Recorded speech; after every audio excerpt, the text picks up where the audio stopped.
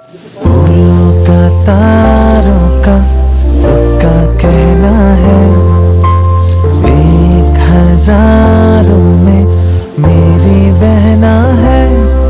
सारी उम्र हमें संग रहना है। फूलों का तारों का सबका कहना है, 1000 में मेरी बहना है।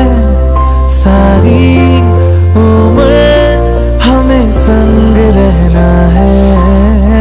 फूलों का तारों का सबका, फूलों का तारों का सबका कहना है, 1000 में मेरी बहना है। सारी उम्र हमें संग रहना है। फूलों का तारों का सबका कह। রাখি উৎসব এবং ভাইফোঁটা, যেটাকে ভাইয়া দুজ ওনারা বলেন, সেটা আমাদের জন্য ভাই বোনের যে সম্পর্ক তার মধ্যে একটা সবচেয়ে পবিত্র একটা উৎসব। আমরা সেটাকে গোটা দেশে আমরা উদযাপন করি।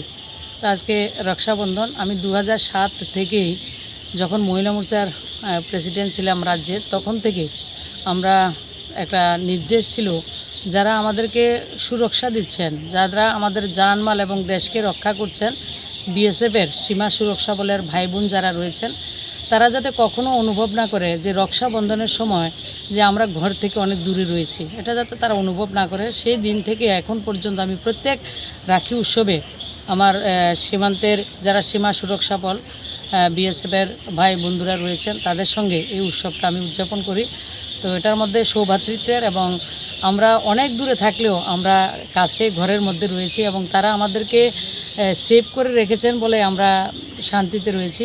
তো আমরা যারা সীমা সুরক্ষা বলের ভাই বন্ধুরা রয়েছেন, বোনেরা রয়েছেন, সবাইকে রাখি উৎসবের অনেক অনেক শুভেচ্ছা, এবং আমার রাজ্যের সবাইকে রাখি বন্ধনের অনেক অনেক শুভেচ্ছা, অভিনন্দন।